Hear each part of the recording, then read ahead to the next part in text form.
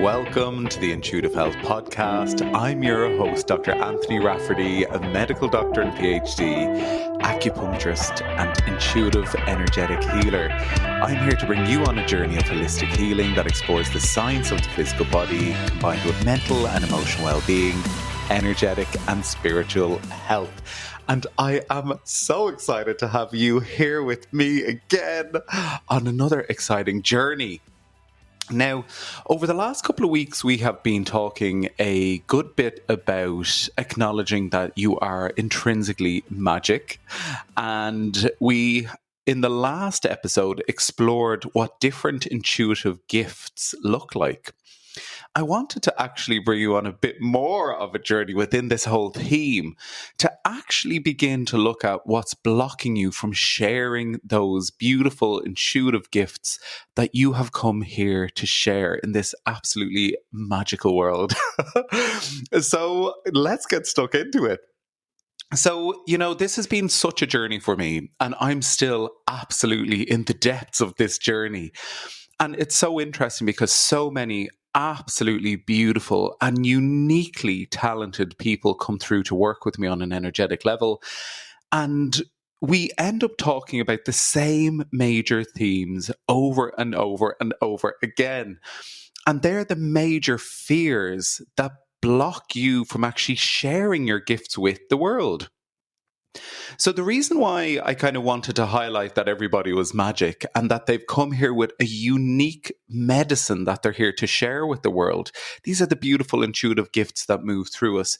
It's so important to kind of touch on those things before we start getting into the nitty-gritty of how to share them. Because what I tend to find in practice is that most people actually feel their gifts long before they ever express them. And I tend to find that once you're starting to get this kind of intuitive pull, the intuitive wisdom within you, you're starting to get kind of this remembering and awakening of the magic that you hold. Well, then ultimately it does come a time when you have to step into expression of that gift. So generally speaking, I tend to find that there's a moment when your inner world knows what you're here to do, what you're here to share, but your outer world isn't really aligned with that expression yet. And this can be a super sticky place to be in.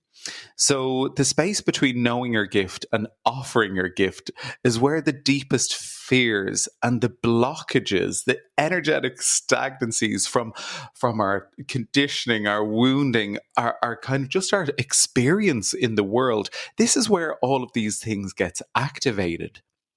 So in this episode today, we're going to explore 4 major energetic blocks that I tend to see within people. And I'm going to do it through a psychological, an energetic, and a spiritual lens so that everybody, all the gorgeous souls listening to this podcast today, can see themselves clearly and understand why their gifts might feel difficult to share with the world. And it's really, really important to recognize that when we can sit within the things that we're going to explore today, it allows us to understand them, and I usually tend to find that some people perceive these fears that we're going to explore as weaknesses, but actually where these wounds bring us, it's to a beautiful sticky spot in which our soul is acknowledging that we have these fears present because it wants to grow, it wants to stretch, it wants to expand. And what it's doing in the moment when we're kind of addressing these fears and acknowledging that maybe we have them, it's preparing. Your soul is preparing to be witnessed by the world. So it can be a super scary time, but one that can be transformative and so powerful. And, one thing that I've really deeply explored over so many months, and I'll probably do a full pod just on this, is the concept that when you're going through life, especially for deeply intuitive healers, or for people pleasers, people like scared of sharing their gifts in the world, we tend to look for permission a lot of the time, permission from other people to actually allow us to do what we intrinsically and intuitively know we're here to do. And it's so tricky because, for me, I explored my inner world in therapy for years. I have the most stunning friends and very supportive family. But as you navigate through some of these journeys, you begin to find that actually everybody will give you their opinion because they love you and they want what's best for you. But actually, the only opinion that really matters on this journey is what your intuitive gut instinct is telling you. So, if we can kind of siphon down and go on a journey to actually find out what that is, and to make sure that actually, if there's fears or energetic stagnancies or blocks that are preventing that intuitive knowing within you, that we can work through those things. I reached a point a couple of months ago where I sat down and I kind of thought to myself, oh my God, I continuously look for approval for things. I continuously look for permission. But like, nobody's here to give us permission. We're the only ones that can give ourselves permission. But what I did really reflect on during that journey was that actually I'd outsourced a lot of my power, and I was blocking my own connection to my intuition by allowing other people to tell me what they thought was best for my soul led business or my journey or whatever that looked like.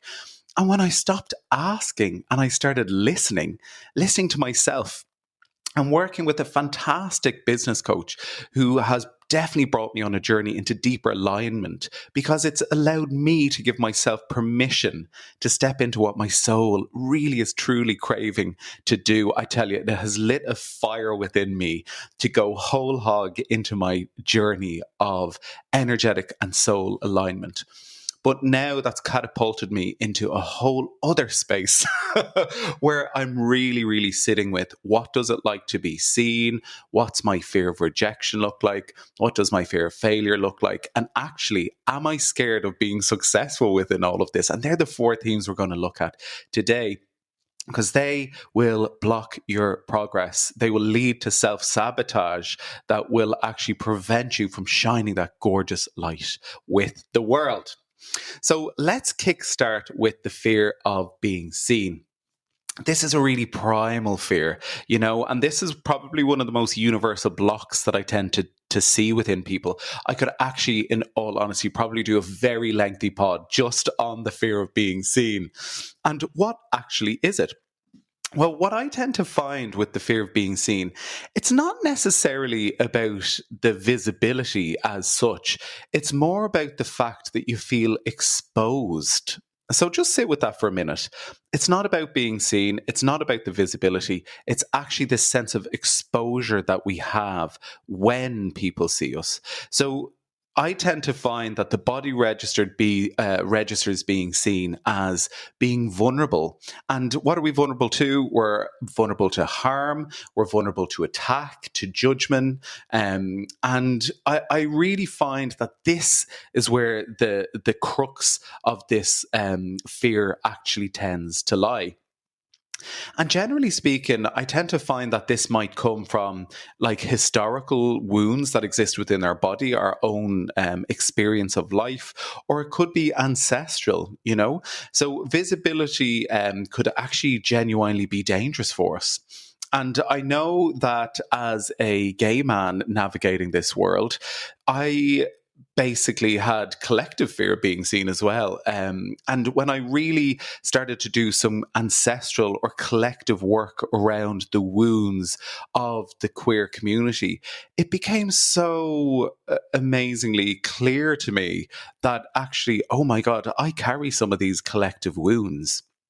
And I did some beautiful healing work, collective healing work as part of my journey with regard to acknowledging this kind of path that some of the change makers within the LGBTQ plus community, the way that they had to navigate this wound in order to change things. And even for women, the journey that they've been on. And even for men, I'm tending to find now they've such a deep fear of being seen. They feel very vulnerable when they share their emotions. So all of us hold aspects of this wound, but it's about exploring, well, what does this fear of exposure look like to me? And if I am seen, what actually am I feeling vulnerable about? I really, really tend to find that people who are especially fearful of this vulnerability, of this wound, they tend to be the healers of the world, the intuitives of the world, the mystics, the artists, and anyone who actually challenges dominant belief structures. We have existed within a society, and you can see it now. The polarization is absolutely wild within the world rather than unity and connection. And it's so crazy because one person's view dominantly challenges another person's very dominant view of things. And that can be really challenging. Especially, I find it straddling both Western and Eastern worlds with regard to the medicine that I bring to the world. Because actually, even some of my close doctor friends or some of the individuals that I'd speak to that are purely just driven by the knowledge and the wisdom that they obtained through medical school, there's no space for anything outside of that.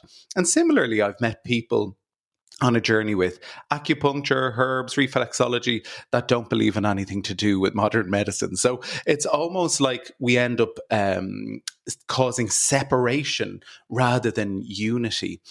But it is challenging because within these different silos, people have dominant belief structures. And I love challenging any belief structure that's dominant within my body. That's how I've ended up combining Western and Eastern medicine. Because actually, when I trained in Western medicine, I thought that that was the gospel. That is literally everything. But ultimately, now that I have opened my mind to energy and the power of herbs and touch and all of these things, I've realized, oh my God, I had it so wrong. So this is really, really important on this journey. Now, from an energetic and spiritual angle, I tend to find that being seen generally tends to equate with being energetically amplified. So, when we allow ourselves to be seen, we become big because actually we're stepping into a space in which we're sharing our energy field, our vibration, and all that does is expand the energy field even further. So when you allow this energy expansion to occur because you're stepping more fully into your gifts, this can feel overwhelming and it can be destabilizing. And if you are not grounding in your energy, so you feel yourself grounded in the root chakra, anchored into the beautiful earth below, connecting with Pachamama, being out within nature, doing your exercises, your breath work, your mindfulness to really ground the energy in. If we energetically expand or become very big, we feel overwhelmed and destabilized in the process. So that can be very scary for a lot of people as they're on this journey of allowing themselves to be seen. And as well as that, many people carry cellular memories or past life imprints. And this is so interesting because this is super, super cool. And it's something I see in some of my shamanic sessions is the past life imprints of persecution or of suppression or ridicule or punishment around your gifts. And the witch wound is so real and so huge. And a lot of people that have come to the world in this lifetime, you are the change makers. We are here to raise the vibrational frequency of the world. And it is so important that you allow yourself to go on this journey to be seen because we need you more than ever. The world needs you more than ever.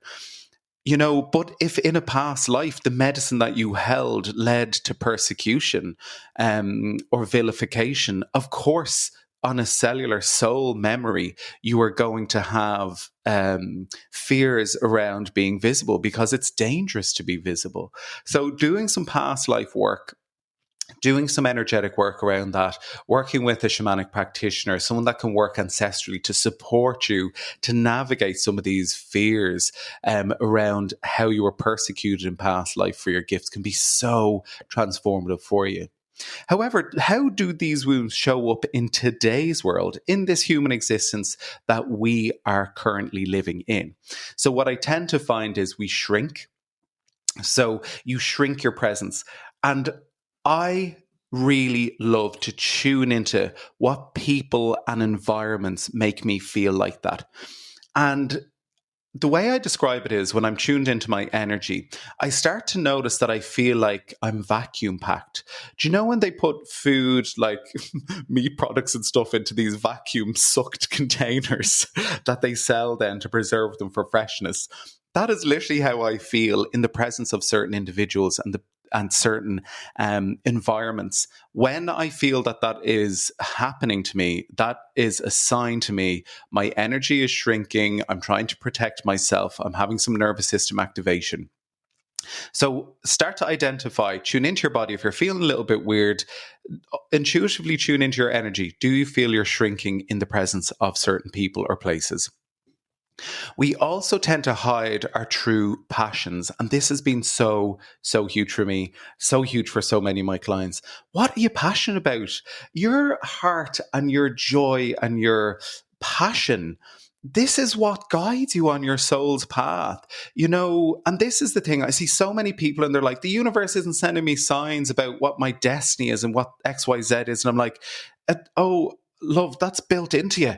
It's built into your heart. It's built into your hara, your womb. It's built in. It's the passion that brings you on the soul or the soul journey of your destiny. So when you can allow yourself to shed the belief structures, shed all of the stuff that stops you from actually expressing that true passion and the joy and the love that you're here to pursue, then things come into alignment. But this is so huge. Following your passions in life. I also see that people tend to avoid opportunities because they're scared of the opportunity. And really saw this a couple of weeks ago on Instagram. A very large influencer started speaking about their journey with being asked to write a book. And the way that they responded was, no, I'm going to stay in my lane. And I was like, oh my God, if this is not a fear of being seen, I don't know what is. Because actually the information and the content was in their lane. But it was just so wild how they were kind of convincing themselves to step away from this opportunity. Now, obviously, I don't know this person from Adam, but it was interesting as I experienced the energy through the screen of what they were communicating. And I was like, oh my God, there is a fear that I feel so much rippling through their energy body as they speak. So really, really interesting. Are you avoiding opportunities because you feel you can't do it? They're asking the wrong person. Maybe there's some imposter syndrome going on there. Maybe you're just super scared of being on a stage, of putting yourself into that space again, where you are actually going to be seen. But what is underlying that? Are you vulnerable in those moments? I also tend to find people withhold their voice online. Now, I'm a devil for doing this. I absolutely know that I am. I could be posting left, right, and centre. I always get these lovely divine inspiration downloads of what would be brilliant to post online. And do you think I go and do it? I do not. So, generally speaking, if you find that you see something you think would be great, and then you go into the space of, oh God, would that offend this one person, whereas it might speak to 5,000 others? All of these kind of things, withholding your voice is very much a part of this wounding. And also editing yourself until nothing authentic remains. So this constant kind of revising, because you think that you need to put out something in a very specific way. But if it's not the authentic you, like that isn't the light that you're here to share. So it generally isn't received as well. That's the thing. One person that I love that absolutely is so authentic on Instagram is Chris Corsini, who does all the astrology work, the tarot. And I just love, what you get is what you see. And I adore that because I think when people show up in that really authentic way, you can feel it off them, the radiance. So that is something just to check with regard to yourself. And sometimes I tend to find that this wound may leave you feeling exposed after you share anything about your truth or your gift. Do you feel exposed in that moment?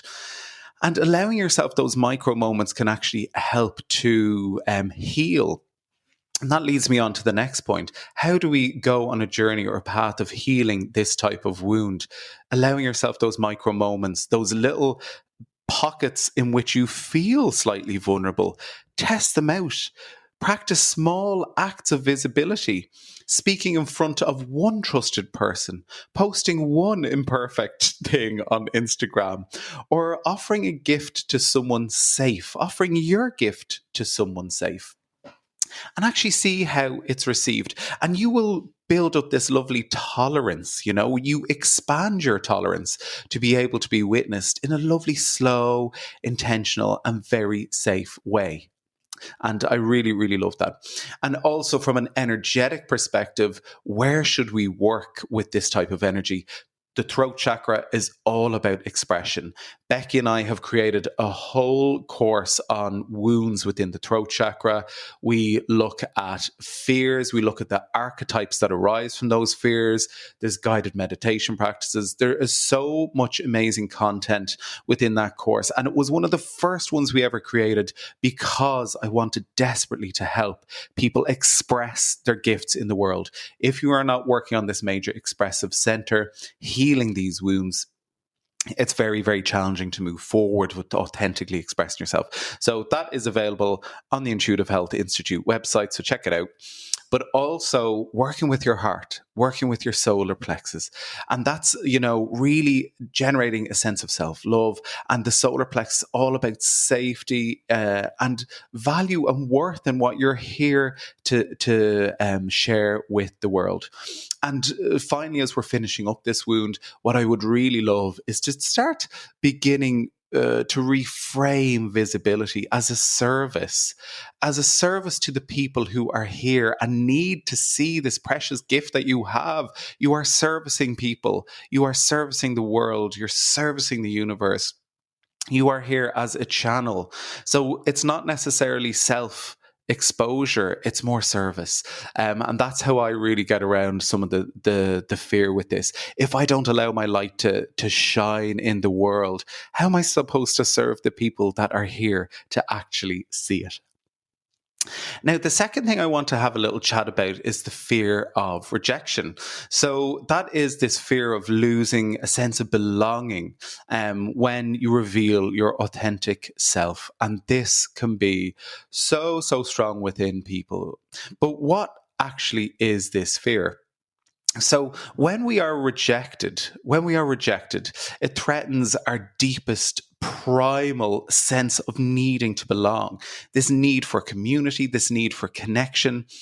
And this is one of the wounds that's very much activated on this spiritual awakening path, I tend to find. Because as you waken up to your spiritual intuition, your gifts, your energetic awareness, I tend to find that the people and the places we used to spend a lot of time with, that we identified with as part of our community structure, they tend to fall away. So essentially, we go on this journey of shedding the things that aren't in alignment with the deepest sense of our soul. Now, this is kind of entangled within this rejection theme, because sometimes we can feel rejected on that journey because people don't understand the new us. But it isn't a new us. We were never not us all along. Just the authentic and real version of us was buried beneath all of these wounds and these shadows, So oftentimes people fear that if they reveal their true gifts, that others won't understand them, approve them, or value them the same way that we do. And this is all rooted in this kind of fear of rejection. What I tend to find with this fear is that there's a core belief structure that exists within us, that if I show the real me, I'll be left. I will be rejected. And this fear often originates from childhood moments where the person that experienced a certain type of trauma, such as dismissal, potentially they were mocked, they were criticized, or I tend to find one thing, oh my God, is that you're too much. You're too much. And these are all key aspects of this wound that then led people to go, okay, well, I'll just become whatever people need me to be, rather than who I actually am here to be, So, from an energetic and a spiritual angle, this wound lives heavily in the heart space, the throat space, and within that beautiful inner child that was rejected or scorned or mocked for being the gorgeous little light that they came here to be. So, inner child work will work an absolute treat when you're working on this fear. Now, what I tend to find arises as a result of this fear of rejection, is a series of different archetypes or protective masks or protective personality types in order to keep ourselves safe. I'm going to just name a couple of the top ones I tend to see in practice. The first one is the chameleon. So they blend in, they will shapeshift, they will do anything to be accepted. So have a little sit and think about this. Do you tend to show up differently depending on who's around you in the environment? Can you shapeshift? Can you change yourself and how you express yourself to fit in? The second one is someone that becomes invisible. Do you hide away to avoid any risks whatsoever? Do you shrink into the background? Do you make yourself small? Do you basically act like Casper the ghost and vanish? So that's a really, really interesting one too.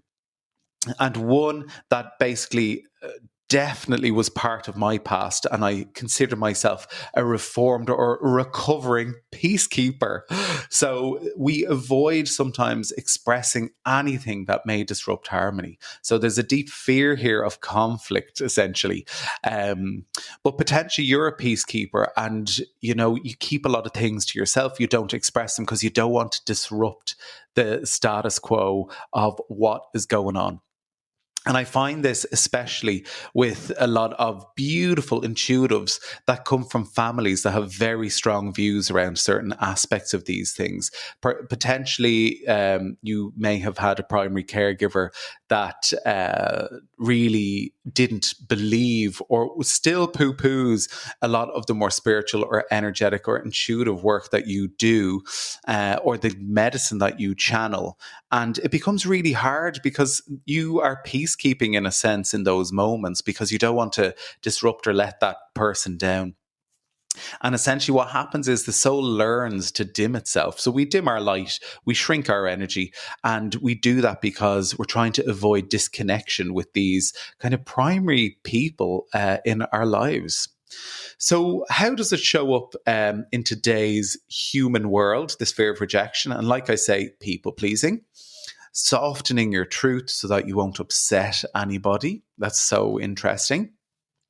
Not wanting to trigger or disappoint other people. Oh my God, that is such that is such an expression of this wound. Not wanting to disappoint anybody. That is one of the core features of the peacekeeper. And sometimes people will sit on their gifts. They'll sit on them for a very, very long time because they're just desperately afraid someone might judge them for actually expressing them.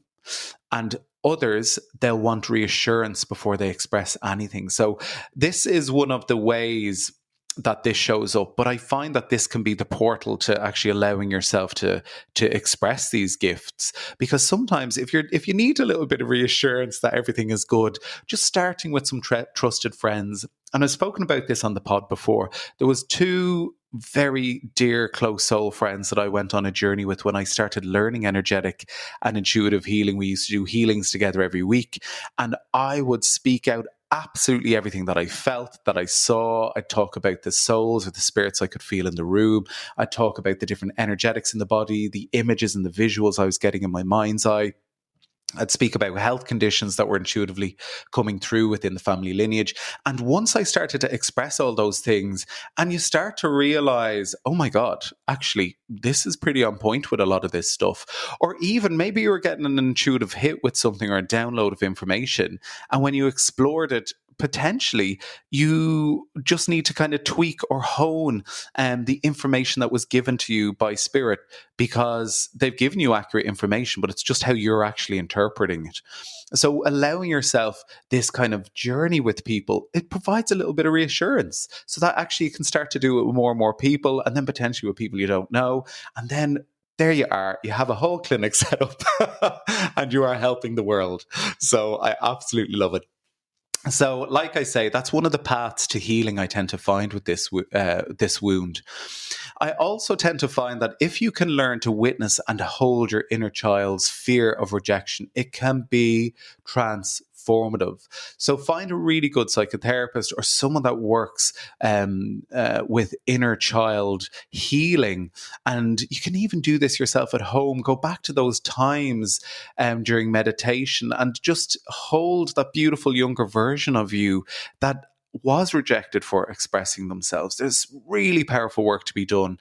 In the shamanic kind of space, a lot of inner child work that I do tends to be in the form of soul retrieval, where we go back to specific times in your life where you feel that a little part of your soul was left behind, this beautiful younger version of you. We call them back to your body. We reunite you with that soul part. And usually what I do is change the vibrational energy of the whole experience. And that's like an energetic ripple that happens from that time. And, it finds its way all the way through to our current day. So, generally speaking, what I tend to find is I really think it's so important to build an internal sense of belonging, that you become the safe base that potentially you didn't have, that you develop safety within your nervous system to just be true to yourself, regardless of what people think. And nervous system work is transformative. I can't emphasize this to you enough. To become safe in your own body, oh my God, it will transform your life. Also, start speaking small truths, and this will help to open up vulnerability within relationships and friendships. When we start speaking more truth to each other, oh my God, the depth that friendships, relationships can go to is just astounding. I really, really love it. If you have not watched The Power of Vulnerability by Brene Brown, what do they say on Instagram? Run, don't walk to YouTube to take a bit of a look at that, because it's a beautiful, beautiful thing.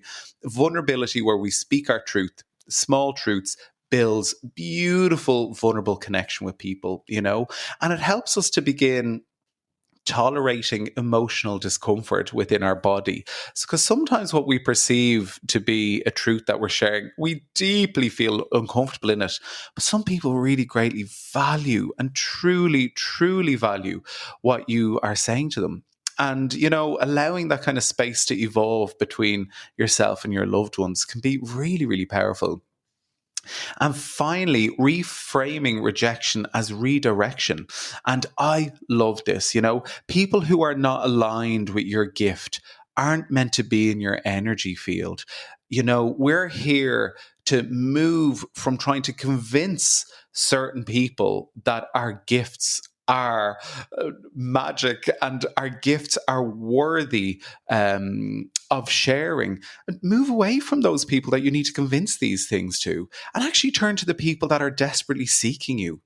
That is the key. So move to the people that are more aligned with your energetic field. And, sometimes it means stepping back or disconnecting from those who we're desperately trying to prove ourselves to. They're sometimes never, ever going to see the value in your gift. So have a little sit with how that makes you feel as I say that. Now, the third thing I want to explore is the fear of failure. And generally speaking, I tend to find that this fear is linked with not being good enough when others are watching us. And this is a tricky one, because a lot of us have imposter syndrome, and I see this all the time. So essentially, that is this kind of fear linked in with this fear of failure. We're not good enough. Why am I in this position? I might fail, and people will be watching. This is going to be terrible,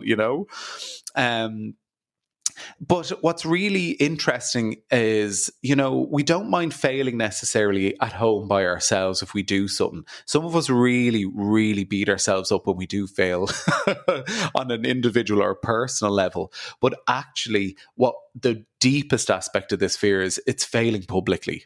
So it's actually public failure. So I really find this interesting, because I see this a lot with people who've gone on this huge journey, have become very big personas in certain spaces, and they've ended up getting criticized. They've ended up in positions where they were challenged, or attacked publicly.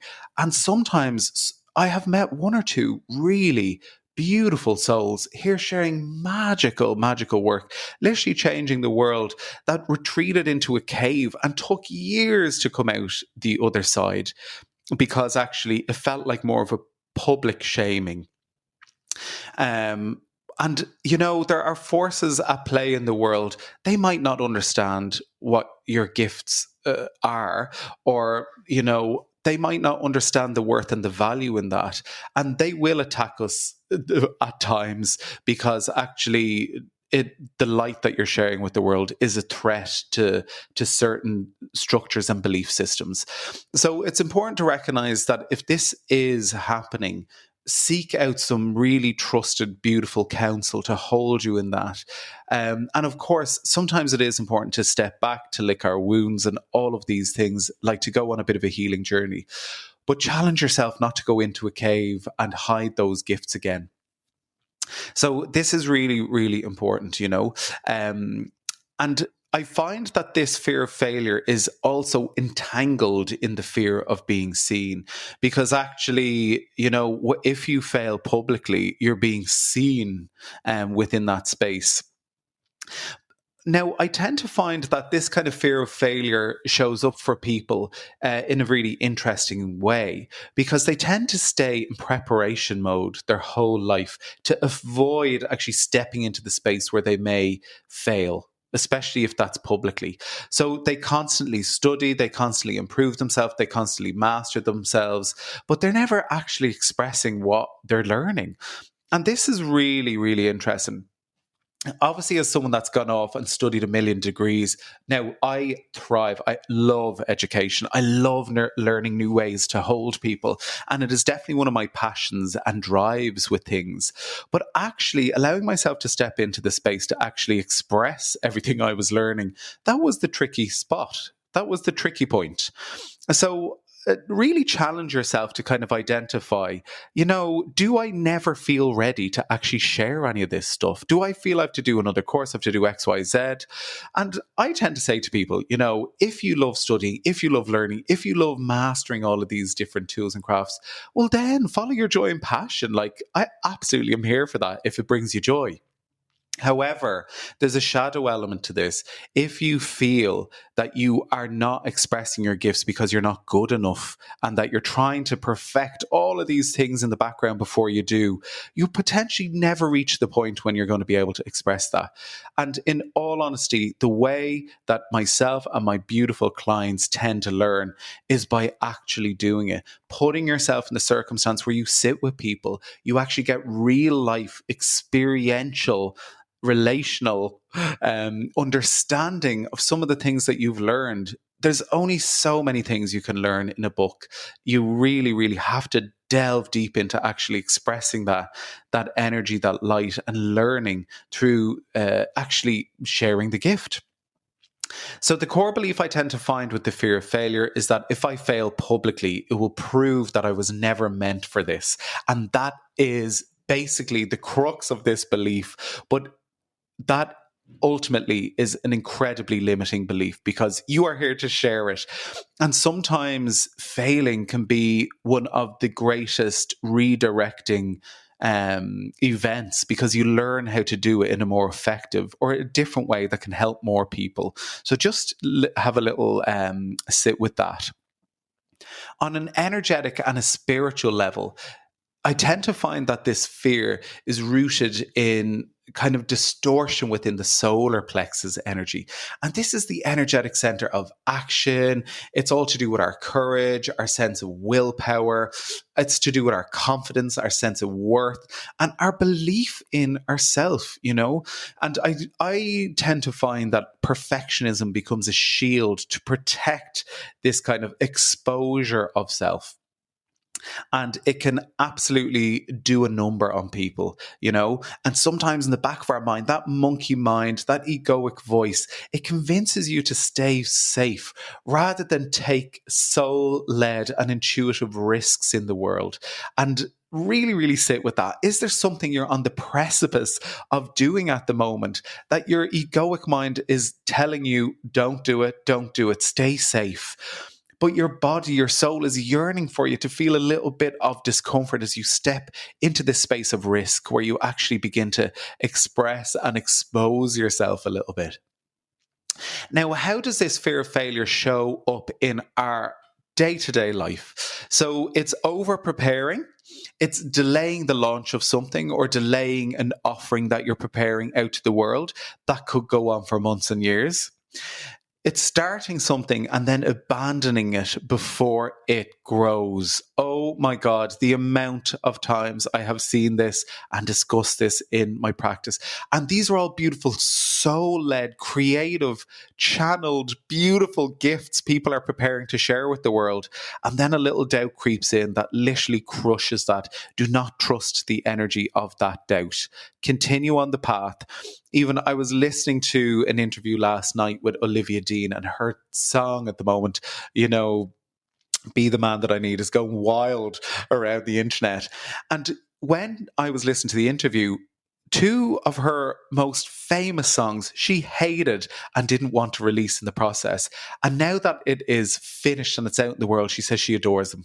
So it just goes to show you what the monkey mind will do to us, you know? So, generally speaking, as we go on a journey with this wound, we may feel unready no matter how much training we do. We may feel that we're never ready to actually share our bits and pieces with the world. And in fact, I tend to find that a lot of people begin comparing themselves to others and they shrink because of that, because they're like, oh God, they're doing this better. You know, oh, they've more knowledge than me. I'm guaranteeing you, everybody is on this same journey. They're comparing themselves to someone else. The person that they're comparing themselves to is comparing themselves to someone else.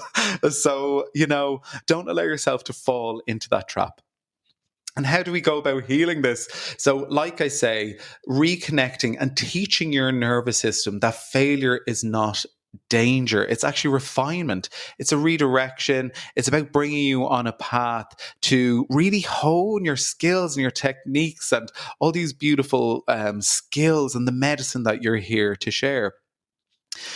Generally speaking, I always tend to say to people as well, is come into alignment with what your purpose is, with what your joy is, with what your passion is, and follow that rather than just trying to perform to the masses. Because when you have that beautiful energy of radiating your passion, that is such a key to success. So think purpose over performance when it comes to all of this stuff. And the problem is a lot of people try to perform on Instagram, but actually the message gets completely lost. Focus on purpose over performance. And what I tend to say to people is practice imperfect action. And that will allow you to build a tolerance for being witnessed in the world. And this is your learning phase. Look at it as the training wheels are on and just allow yourself to just experience what it looks like to put yourself out there. And I'll never forget during my shamanic training, one of the wisdom pieces that I received during a beautiful ancestral healing was it's okay to be perfectly imperfect. And oh my God, I love sharing that with my clients when I'm doing shamanic healings. It's okay to be perfectly imperfect. So have a little sit with that. And finally, just to finish this up, it's really, really important to recognize that as we go on a journey of expressing our gifts, that's what leads to mastery. It's not the other way around. You know, you can't master something without ultimately expressing it. So I really tend to find that flip that on its head, mastery will come from self-expression, from expressing the gift, from expression of the medicine, rather than the other way around. Finally, I just want to dip into the final fear that I wanted to explore, which is the fear of success. Now, this is a really, really interesting one, and one that I would love to challenge you to have a deep think about. And this is often probably one of the deepest and one of the most misunderstood blocks that prevent you from sharing your gifts in the world. It's the fear of success. And what actually is this fear of success? So, success actually represents expansion. And expansion represents change because as your energy field expands, as your vibration rises, as you are energetically and spiritually ascending, generally speaking, it means that we have to change the stuff that's no longer in alignment. And sometimes people fear who they will become in the process if they fully and truly step into their gift. So, what might come with that are other little fears. So these may include the fear of responsibility. If I succeed, I'll be expected to hold more. Yes, you will. You will. And this is all linked to the solar plexus. I often feel that this journey with the energetic of responsibility comes with the energy of self-worth, of value, and of control and powerlessness. What does that all look like? Um, it is interesting to kind of discuss this fear, and I've talked about it in other episodes because there's obviously light and shadow with regard to responsibility work.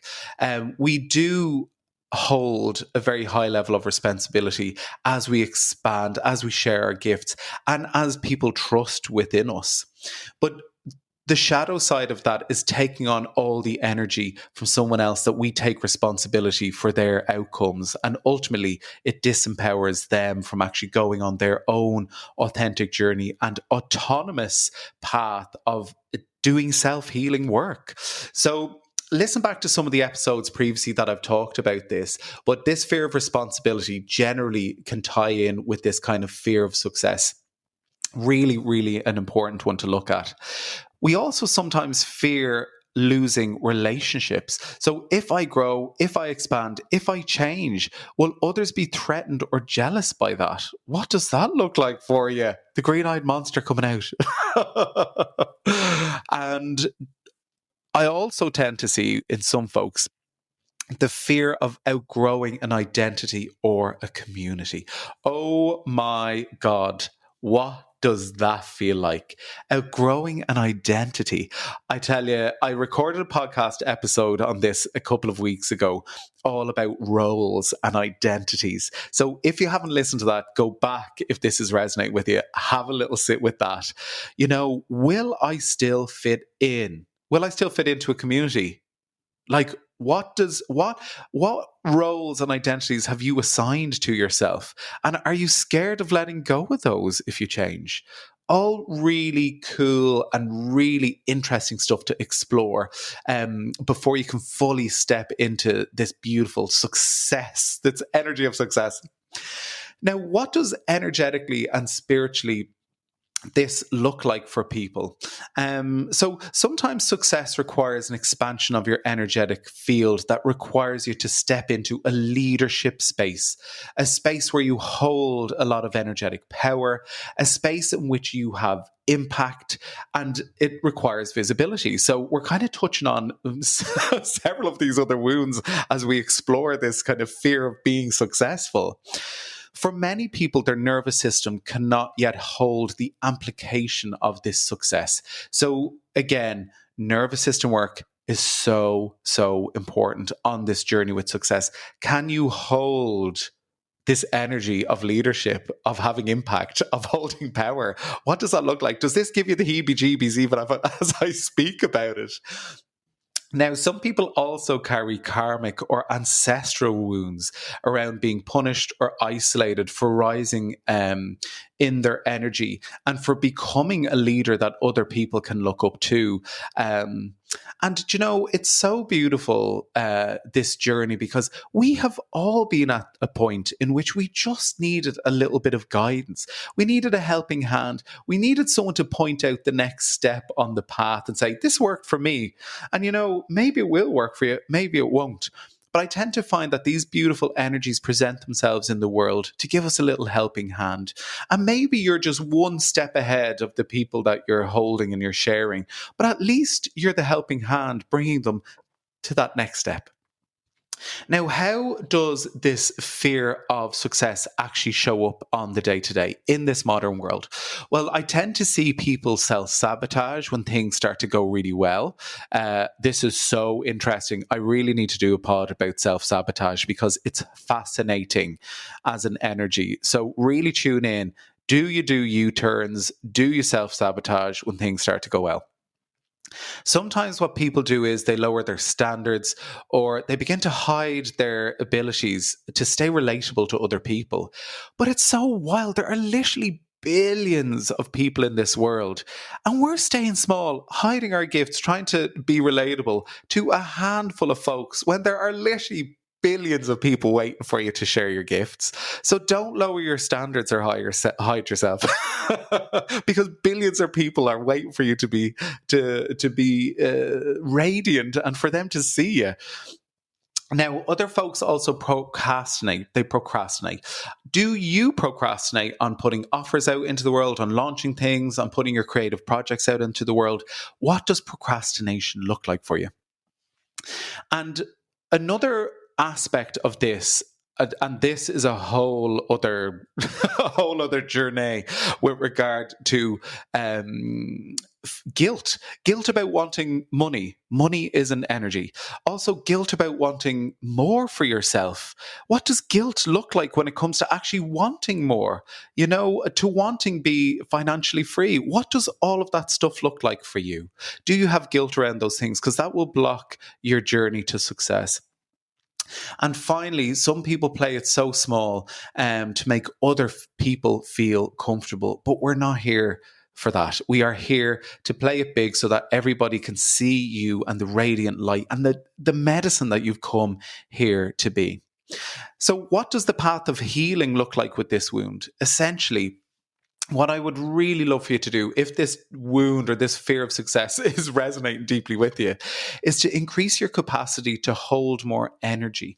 So Becky and I have recently just finished our live journey with folks on the energy medicine, the Raised the Vibration course. It's still available that people can purchase and go on a journey by themselves. We'll be redoing this course with live healing or live sessions online and in-person healing days next year. But this is a really amazing and important way to kind of be able to hold more energy and, begin to attract in the abundance that you were here as a birthright to attract.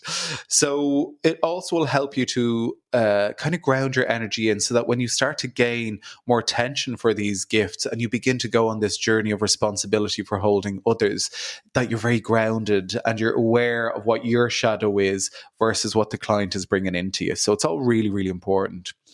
Now, it's also really interesting because as we go on a path of healing with this wound, it's really important to sit with what loyalty contracts sit within your family systems and within your friendships or your communities. Some folks actually are comfortable within the dynamic in which you play a specific role. So, and I've seen it tragically within romantic relationships a lot of the time, and sometimes within friendships, where one individual will actually continue to kind of erode away at the confidence of another because they don't want you to outshine them. They don't want you to find a new way of being in which you'll abandon them. So really important to look at what your contracts look like. And on a deep shamanic level, what do these soul contracts look like? we are here to do the dance karmically with people, you know? As long as we stay in a particular role, we're keeping these other people trapped in their own karmic contracts too. So it's important to recognize that the more you heal and allow yourself to align more authentically with what your journey is, ultimately you're freeing them from the contract that you have made with them on the soul level, and you allow them to heal as well, even though it can be tricky for both people, especially if that other soul involved in your soul contract or your loyalty contract isn't on the same healing journey that you're on. Another way that we can heal on this path is to step into the identity of our soul. So, really allowing yourself to come more into authentic alignment with what your passion, your joy is. What is your soul asking you to become? Not what your monkey mind is doing, not what all of the conditioning around you is doing, not what your therapist, your friends, not what your family are telling you. What does your soul want to do? What is your soul asking you to become? And also, one beautiful point to finish on is that when you are successful, you are in a better space to serve others. So see success as a service. When you allow your gifts to grow, the world receives more healing, it receives more medicine. It receives more of that light that you're here to channel. So, as you allow yourself to be more successful, you are servicing more and more people. You're servicing the world. You're servicing Pachamama. You're servicing spirit.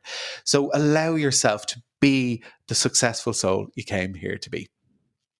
So, just to finish out on our journey through the 4 fears that are potentially blocking you from being seen in the world, from expressing your beautiful gifts, it's just important to recognize that, you know, these fears aren't signs that someone isn't ready to share their gifts. They're actually signs that you're at the precipice, you're at the edge of expansion, you're at the very edge of actually putting your gifts and your medicine out into the world. So if you're feeling any of these things resonated with you, it's because you are standing at the edge of brilliance, of basically being able to share your medicine with the world. So if you can sit and work through some of these stuff, great things are absolutely unfolding for you.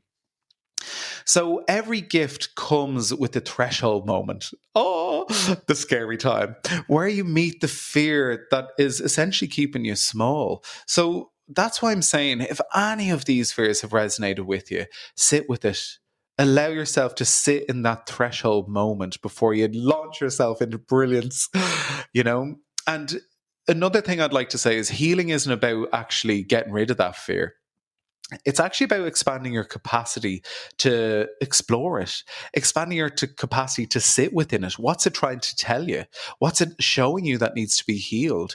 It's your expanding your capacity to actually move within the fear. And I love that. It's actually doing a dance with it, doing a dance with the shadow, you know? And your soul came here with this gorgeous gift because you're meant to share it. You're meant to share this medicine.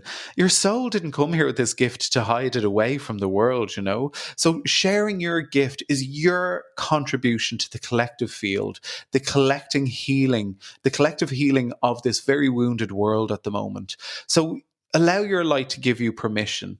Allow your light to give you permission to share, to be successful, and to allow others to see it so that they can rise on their journey as well. So, with love from my heart to yours, go and shine your gifts in the world, and I'll chat to you again in 2 weeks.